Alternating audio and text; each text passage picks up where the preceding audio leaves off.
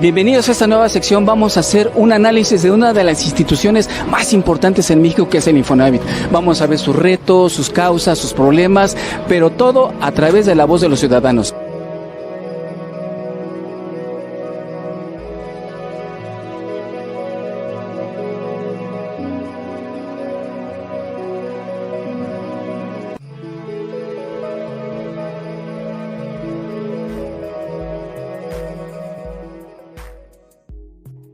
Hola, ¿qué tal? Muy buenas tardes, queridos amigos cibernautas. Bienvenidos a esta nueva etapa, a esta nueva sección de Doble Filo MX. Todas las noticias relacionadas con el PropTech, tecnologías inmobiliarias, la blockchain que está dando un salto impresionante, las criptomonedas que ya como que se está achicando un poco ahí el panorama cripto, pero hay un sector que es incómodo por lo mismo que no ha tenido tantos avances al paso de las décadas, al paso de los años, y está relacionado con el pago de impuestos, pero esto relacionado al sector inmobiliario.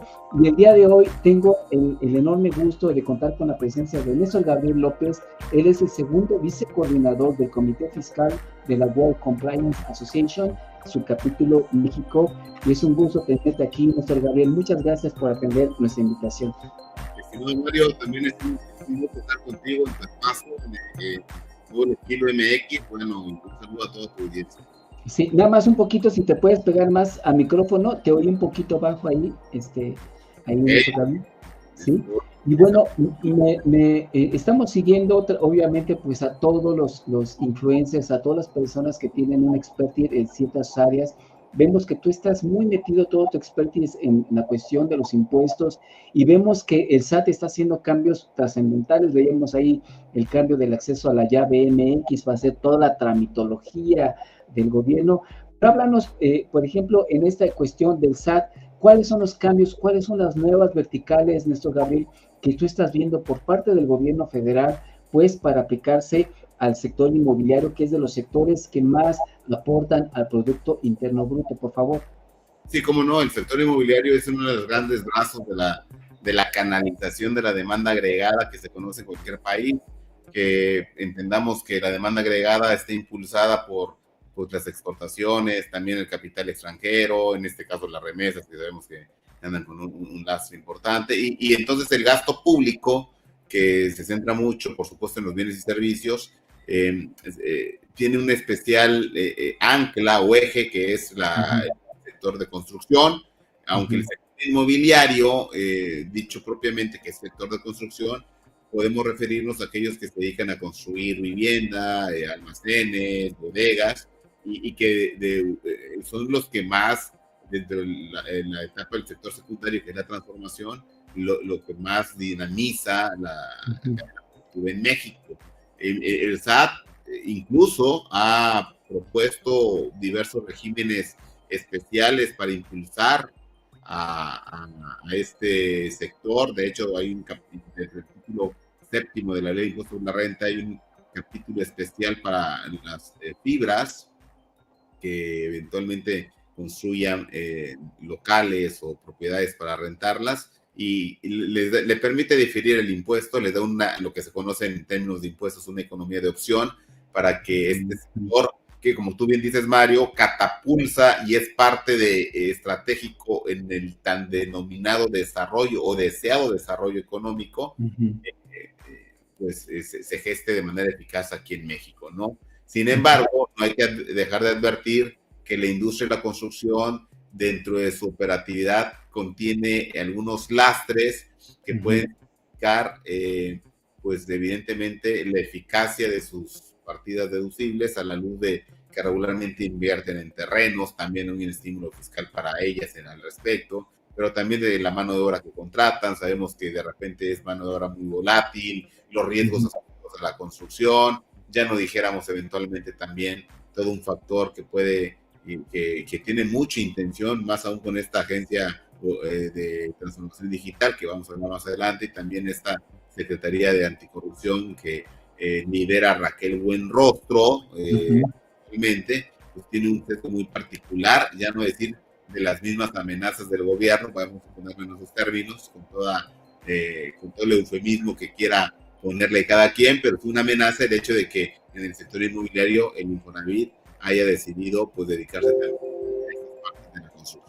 Sí, que es importante y acabas de tocar un punto bien sensible porque acabamos de ver, tiene 2 días, 3 días que las cámaras empresariales, los sindicatos más importantes del país se están pronunciando porque están advirtiendo que el gobierno pues tiene un área de oportunidad que no tiene experiencia, que lo han dicho decenas de análisis, lo han dicho muchísima gente.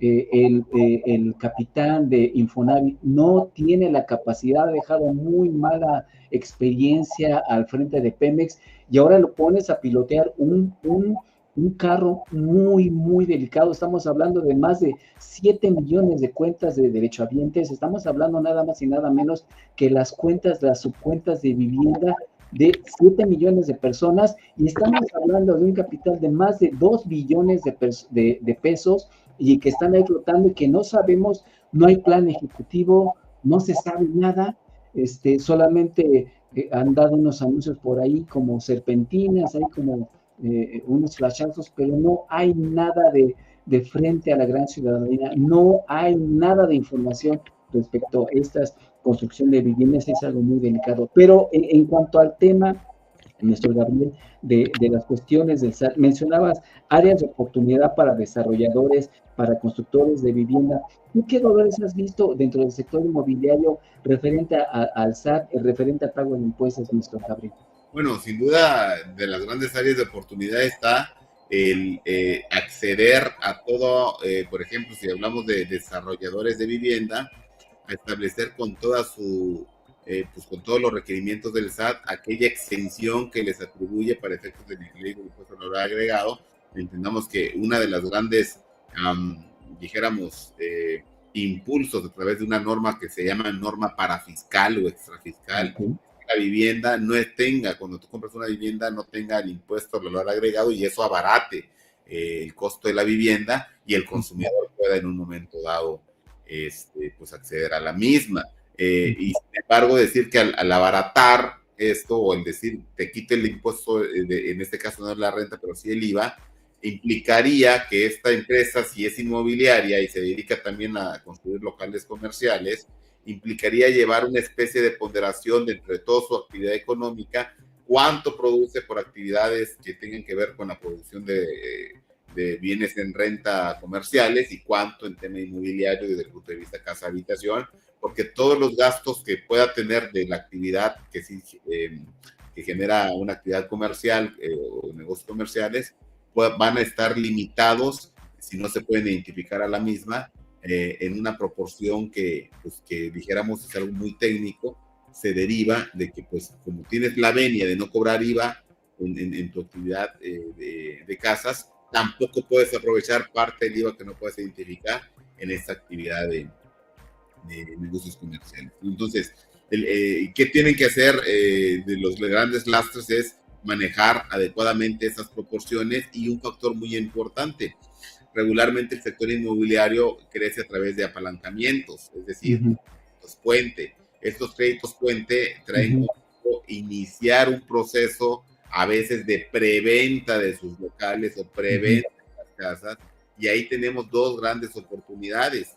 Ahora sí, hablando de la ley del impuesto sobre la renta, en configurar, si esa preventa no se configura una venta anticipada y por tanto pagar el impuesto de toda la operación, aun cuando no lo haya devengado, e inclusive, perdón, en materia de prevención del lavado de dinero, también reportar esas vías de financiamiento de las ventas anticipadas en estos escenarios de, pues que pretenden atacar los capitales ilegítimos en México, ¿verdad?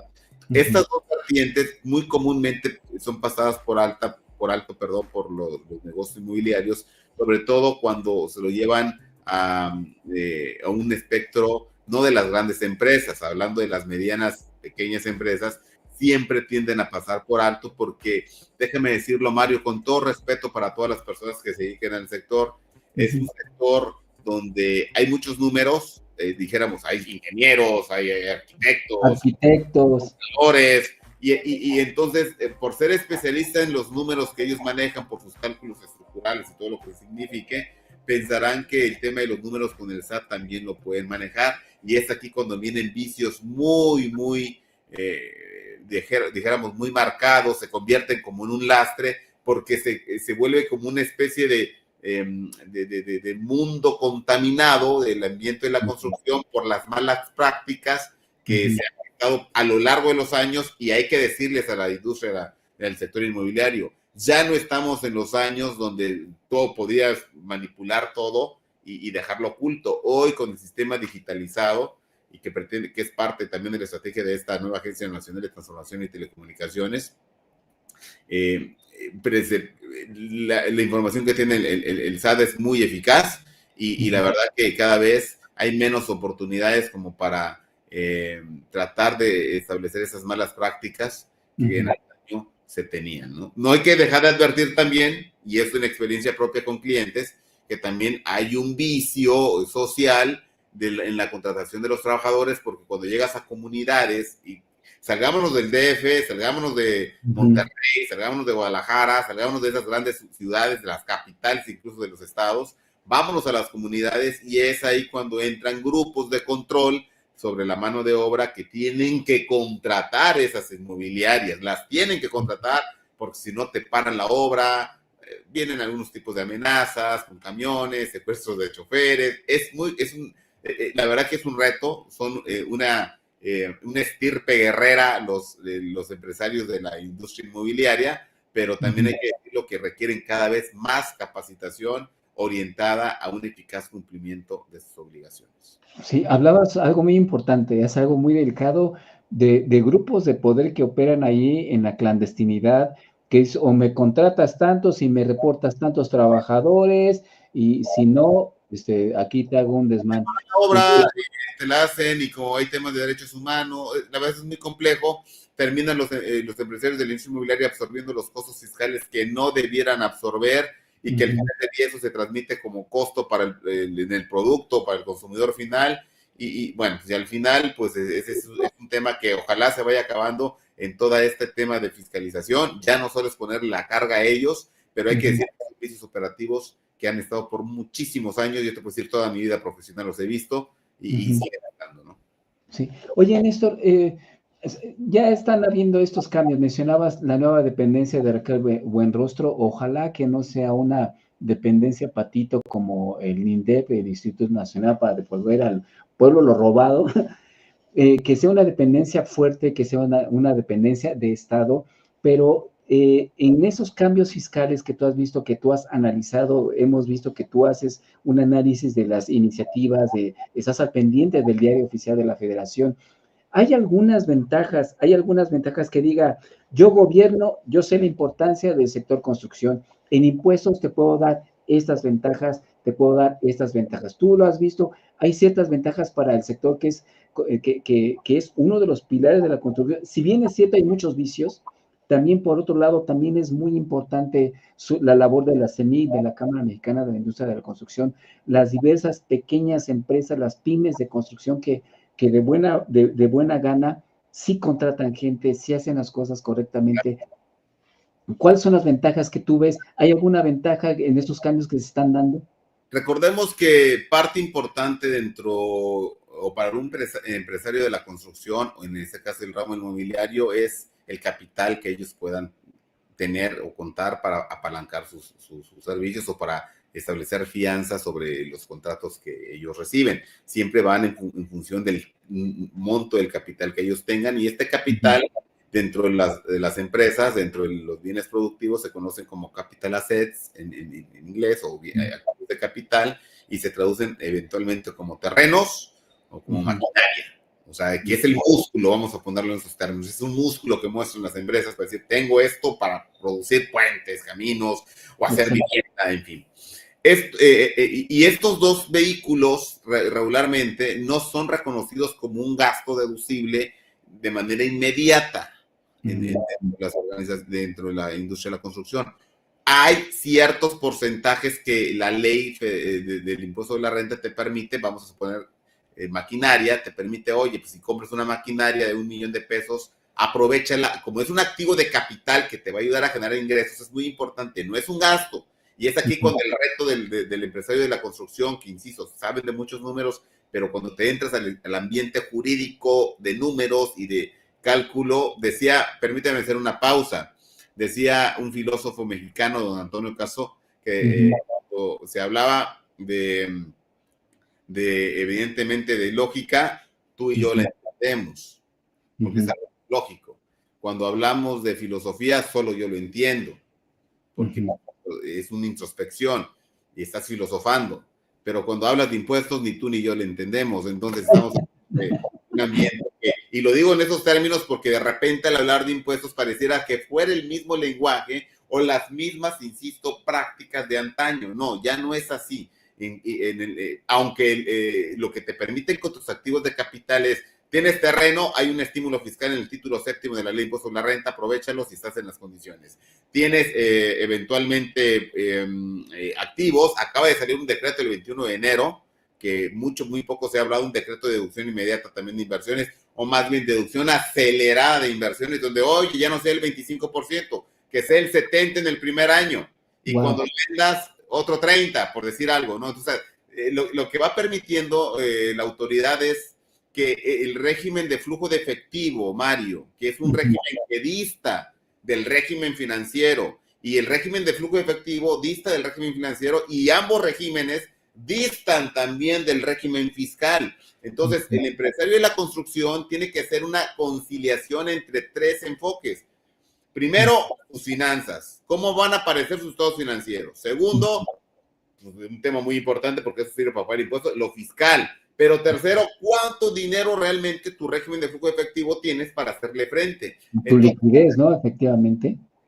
Claro, porque si tú dices, voy a comprar una maquinaria cuya obra me dura 1 año, 2 años, pero yo la tengo que deducir en 4 años, pues es perdón, ¿cómo le hago? ¿Cómo junto las peras con las manzanas aquí? O sea, no hay un punto de comparación o de cohesión, de razonabilidad, dijéramos. Entonces, lo que dice la autoridad, bueno, te permito para que ir empalmando tu actividad financiera con tu actividad productiva, tu régimen de flujo efectivo y eventualmente el tema fiscal. Sí lo hay, pero necesitas estar al corriente. No es para todos. Oye, ¿estás actualizado tu domicilio? Sí, correcto. Oye, ¿has cumplido con tus obligaciones fiscales porque tienes constancia de opinión positiva? Sí, correcto. Oye, vas a meter tienes activos de entrada, los compraste bien porque pues, tienen los requisitos de factura, forma de pago, correcto. Bueno, toda esta serie de instrumentación está diseñado como para que la autoridad, cuando se trate de determinar un impuesto, hay dos elementos sustanciales, Mario. Tus ingresos y tus gastos. Y para ponerlo en un lenguaje muy llano por favor, que sea técnico, diga, no, pero es que tiene asegúnes. Sí, tiene asegúnes, pero un lenguaje como para la persona que no es experta en el ambiente, es tus ingresos, dice la autoridad, pon todos, incluso súmale. Súmale los que yo creo que les vas a sumar. Ejemplo, un factor que se llama ajuste anual por inflación. Es un tema inflacionario que solo existe en la mente de la autoridad y en régimen de flujo efectivo no existe, aunque sabemos que financieramente debiera estar, pero bueno. Súmale, pon todos y es más, súmale hasta los que yo te digo. Incluso un préstamo, que no debería ser un ingreso de una persona, si no está bien documentado, la autoridad te dice, ponlo como ingreso y me vas a pagar impuestos. Oye, pero si fue un préstamo, lo tengo que pagar. Bueno, en fin, hay que documentarlo bien y ahí la industria de la construcción tiene que hacer grandes esfuerzos. Y luego vienen las deducciones. En esta matemática simple, que ser contador no es ser experto en matemáticas, solo utilizamos sumas, divisiones, multiplicaciones y restas y se acabó. No usamos fórmulas derivadas como lo pueden hacer los propios ingenieros o el empresario de la construcción o del ramo inmobiliario. No, aquí es simplemente suma, resta, multiplicación y división. No hacemos nada más los contadores. Hay que saber cuáles son la integración de las variables. Y en las deducciones, Mario te dice, pero no me vas a meter todas las deducciones. No las vas a aplicar todas. Tus ingresos y todos y más. Pero tus deducciones no todas y cada vez menos. Entonces, por eso la base fiscal se dice que es una base utópica o simulada. Le decimos una base ficticia. Y sobre esa base ficticia, ese escenario fiscal de ficción, pues pagas el impuesto. Entonces, ¿cuál es el reto que tienen los empresarios o tenemos en todos los, ya no solo los de la construcción? Es integrar, armonizar mi escenario operativo de flujo efectivo, mi escenario financiero y mi escenario fiscal, y para eso tienen que establecer mecanismos tendientes al aprovechamiento de las leyes, lo que muchos dicen, oye, planea fiscalmente cómo vas a integrar estos espacios para que pagues lo que tengas que pagar, y si hay negocio, hay que pagar impuestos. Que es bien interesante todo este esquema que nos estás planteando, el escenario fiscal, el escenario del flujo de efectivo y el otro escenario.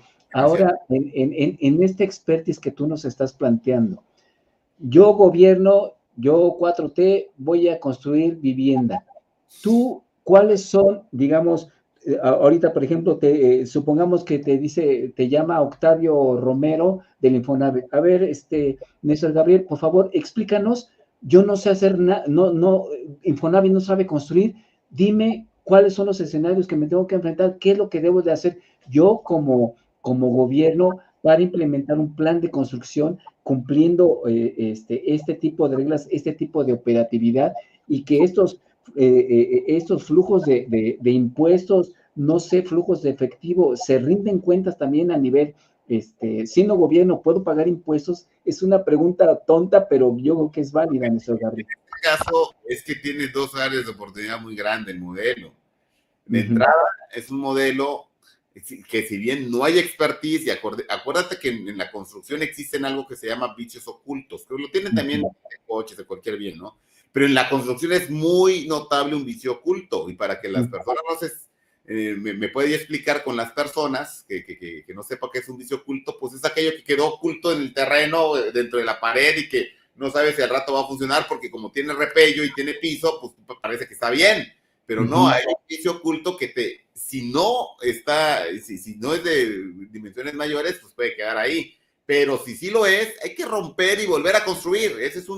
Por eso el área de expertise de la construcción debe ser prácticamente un preciso, un 99.99%. No debe haber margen de error, porque si no se duplican los costos, romper y volver a romper.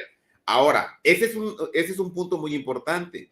Vas a poner un organismo tradicionalmente enfocado en financiamiento y en crédito. Podríamos decir que mejoró financieramente, que no venía bien, pero mejoró, y que algo que era su core business, que era el financiamiento, ahora le vas a poner la construcción. Creo que ahí sí se van a juntar las peras con las manzanas, porque vas a ver departamentos internos de expertos en construcción, o de plano te vas a ir asesorando de externos que aquí te vayan dando toda la directriz de vida. No vaya a ser que el Infonavit vaya a caer en regímenes de subcontratación. ¿Y por qué digo no vaya a ser? Porque vamos a llegar a lo mismo, con una diferencia para el consumidor. Yo lo pongo de esa manera. Mucho se ha dicho que donde va a construir el Infonavit son terrenos que regularmente le pertenecen a las entidades federativas, dígase los estados o los municipios, y va y los piden donación, Mario. Dentro del costo de la casa, más o menos, y digo, que me tiren la cabeza los amigos del sector inmobiliario, pero los números que yo tengo en la mente, dentro del costo de la casa, un 30% lo integra la nómina y otro 30% lo integra el terreno. El otro 40% está con los materiales que le pones. Imagínate tú, como Infonavit, vamos a suponer que el Infonavit va a ser totalmente eficiente. Ahora imagínate tú como empresa de la inmobiliaria y también de vivienda, ¿cómo le compites a una empresa que de entrada ya tiene una reducción de un 30% en la producción de su vivienda? Perdón que te interrumpan esto, acabas de plantear algo bien interesante. Ese 30%, por ende, siendo yo honesto, porque la foto es muy honesta, de entrada, ese 30% me permitiría ofrecer mejores enseres en mi departamento, en mi casa, porque ya no estoy gastando ese 30% en tierra. La tierra ya la tengo, digamos, entre comillas, gratuita. O bien, mejor, ¿no? Vivienda más barata, Mario. Exacto, porque los créditos de Infonavit, como no son suficientes para competir, tú vas con un crédito Infonavit, no, perdón, el número no lo tengo en mente, el máximo debe estar como en unos 600,000 pesos alrededor.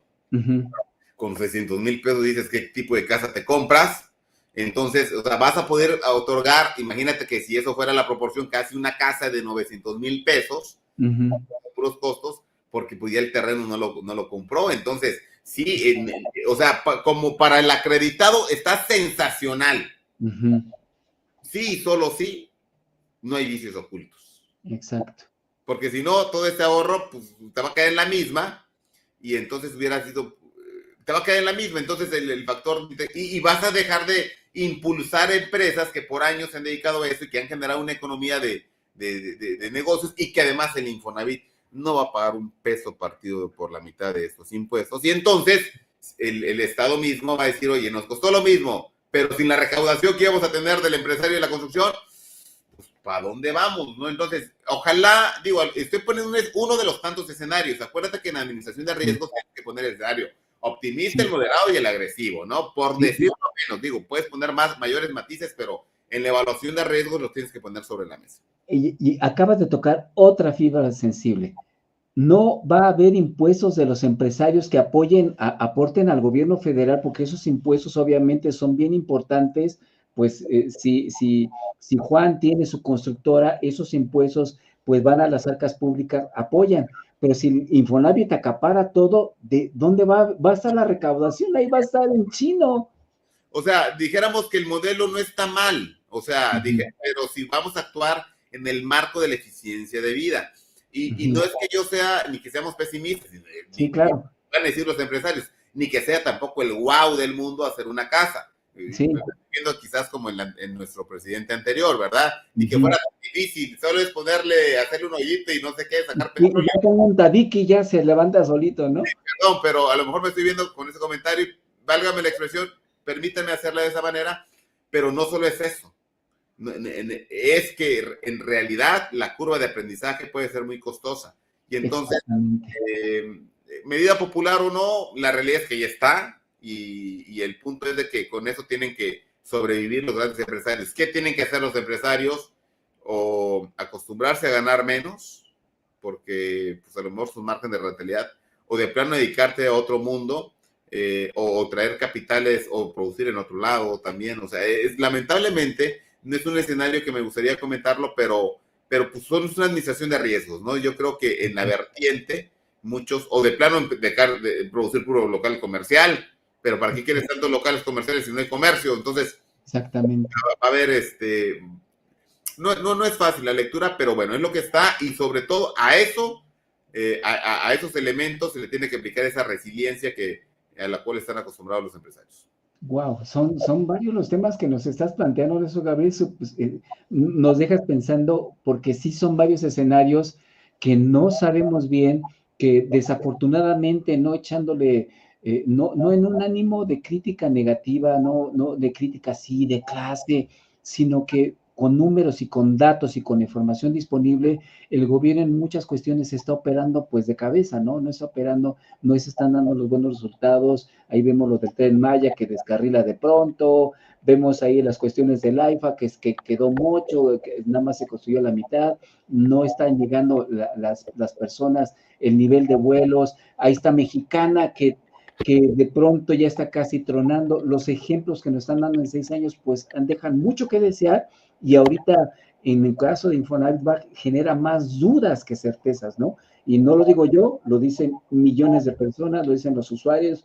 Checas tus redes sociales, la gente dice, oye, mi Infonavit, ¿qué va a suceder? Y no lo decimos nosotros, lo dicen los usuarios. Otro tema importante, Néstor Gabriel, mencionabas acerca de la llave MX y el cambio, la sustitución de la CUR por otro nuevo trámite en cuanto al SAT. ¿Nos podrías hablar también de esos temas, por favor? Sí, con mucho gusto. En realidad, bueno, la CUR no se va a cambiar, digo.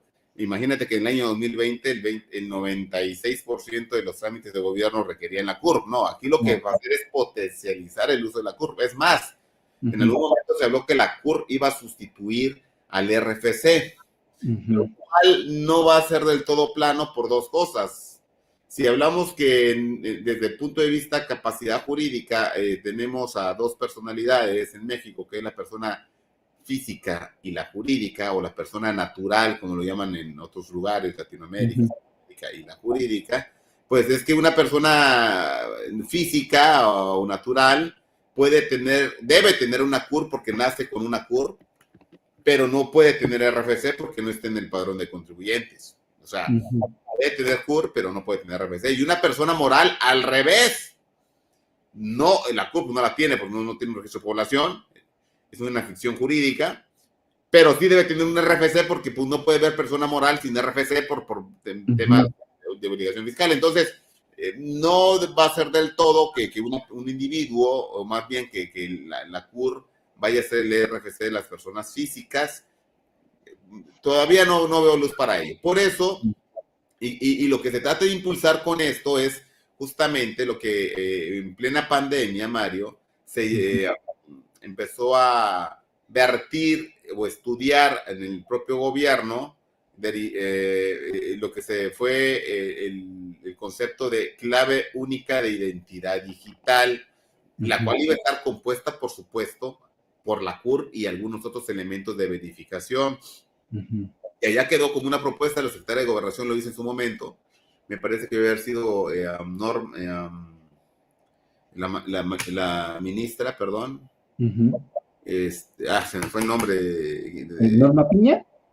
No, Norma Piña, no, pero la anterior, de la presidenta de la Corte, que luego fue senadora, ay Dios, desde Morena, por cierto.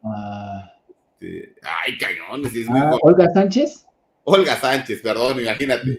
Ella, me parece que ella, siendo secretaria de Gobernación, impulsó estos comentarios de la cédula única de identidad digital, eso, insisto, fue en 2020, y desde entonces, bueno, hoy ya se hablaba de la necesidad de contar esto, sobre todo por dos cosas, que la pandemia vino a poner un especial énfasis en todos los trámites digitales en México, y se necesitaba darle una protección en la esfera de los derechos humanos a todos nuestros trámites en el SAT, como parte de la información, vaya. Ya cuando surge esta Agencia Nacional de Transformación Digital y Telecomunicaciones, ya trae exprofeso esta promoción e implementación para el uso y la adopción de las modalidades propiamente de identificación digital. Surge lo que hoy se conoce, yo sé que en Ciudad de México hay uno que se llama llave CDMX, pero bueno, a nivel federal, y digo surge porque está vigente a partir del 7 de febrero, lo que es la llave MX. Yo, por cierto, para esta entrevista, yo hice mi llave ayer, yo lo vi y dije, bueno, yo ayer me vi y es muy yo mismo lo voy a comprobar, ¿no? Digo, para ver qué tal. No, es muy sencillo el trámite, al menos en la simplificada, porque hay dos tipos de llaves. Está la llave básica, yo le llamo simplificada, pero bueno, el nombre correcto es la básica, y la llave verificada. Yo quise verificarlo con el SAT, pero pues, no encontré el campo, la verdad, no sé si tenga que ser totalmente adicional, pero por lo menos yo tengo mi llave básica. ¿Cuál es la idea?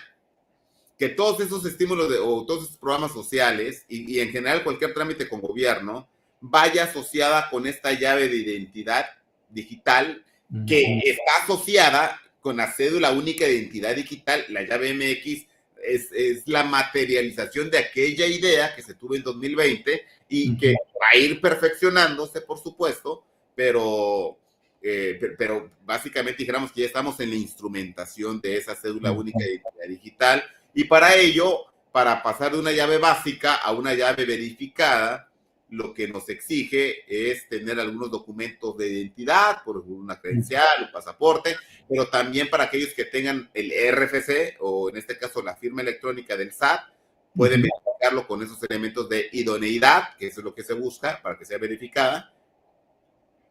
Y en última instancia, pues continuar todos los trámites. ¿Qué trámites? Programas sociales. Es muy importante que todo esto trae como consigo que las personas puedan acceder a los programas sociales de los 3 órganos de gobierno.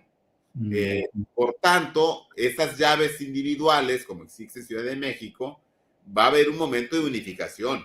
Tienen que verlo, porque si no vamos a estar manejando como que 2 llaves para todo, ¿no? El propósito es que sirva para los 3. Simplificación. Sí, y una simplificación porque justamente permitiría a todas las personas el acceso a esos servicios gubernamentales de manera, como dice los propios lineamientos, rápida, sencilla y segura.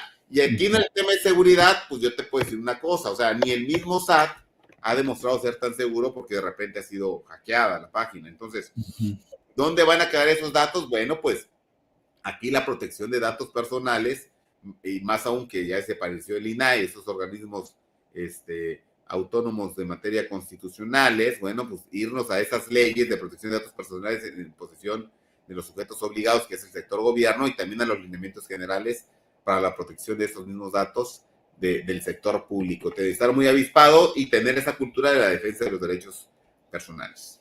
Sí, sí, y finalmente, Néstor Gabriel, vicecoordinador de Comité Fiscal de la World Compliance Association, preguntarte, ¿cuáles son, algo que no te haya preguntado yo respecto a la importancia de esos nuevos cambios que se están dando en el gobierno federal, la importancia de los impuestos, el sector inmobiliario? ¿Qué otros temas ves interesantes que no te haya preguntado que tú consideres que deben de saber? Tú mencionabas al principio las fibras, las empresas constructoras, el mismo Infonavit, que va a hacer un scouting extraño en el sector de la construcción.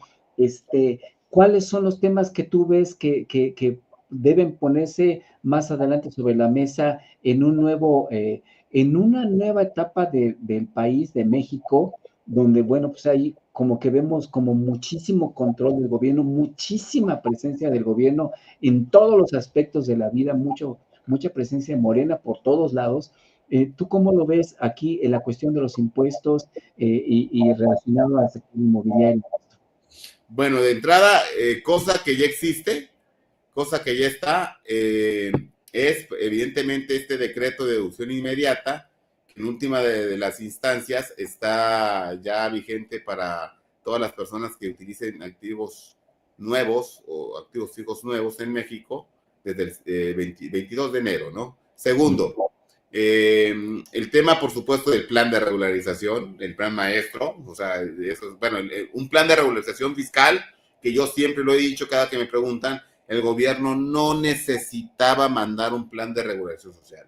Los índices de recaudación han estado por los cielos y en un momento dado la realidad es de que pueden seguir sin un plan como el que fue mandado. Eso deriva propiamente de la ley de ingresos de la federación, es una venia de los legisladores, dijéramos, no fue el ejecutivo, sino fueron los legisladores, hay que ponerlo también, pero México no necesita este plan.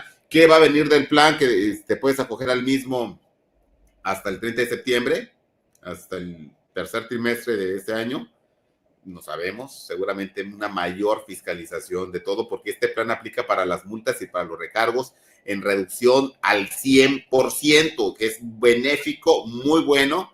Evidentemente todavía tienes que pagar la actualización y el principal, pero es muy bueno, hay que adherirlo, no garantizas el interés fiscal y la realidad es de que también es un tema importante si además puedes pagarlo en parcialidades.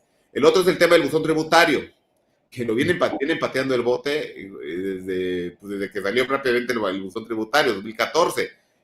Hoy por hoy se supone que para el 2025 todas las personas físicas deberíamos haber activado el buzón tributario, ya no va a ser 2025, ya se pasó para 2026, y sin embargo, con temas justamente de llave MX, donde tú vayas a acceder, fíjate, a beneficios gubernamentales, ya no te lo van a hacer por la vía coercitiva, o te tienes que inscribir para que cumplas con una obligación, porque cuando te hablan de obligación, no lo asumes como un deber, y quiero explicarme que el deber es algo que filosóficamente lo tienes, debo levantarme mañana temprano, dijiste hoy, porque tengo una entrevista, porque tengo que trabajar, porque tengo que atribuirle a mi familia tales ingresos, porque debes, o sea, ya te lo hiciste tuyo, ya hay un esfuerzo, pero no hay una carga así, como una obligación de quitarte algo, cosa que sí pasa con los impuestos, ¿no? Cuando tú asumes que es una obligación, que es un deber, y lo dejas solo en la obligación, sí, es muy costoso pagar cualquier cantidad de impuestos. Entonces, buzón tributario ya está, pateo el bote.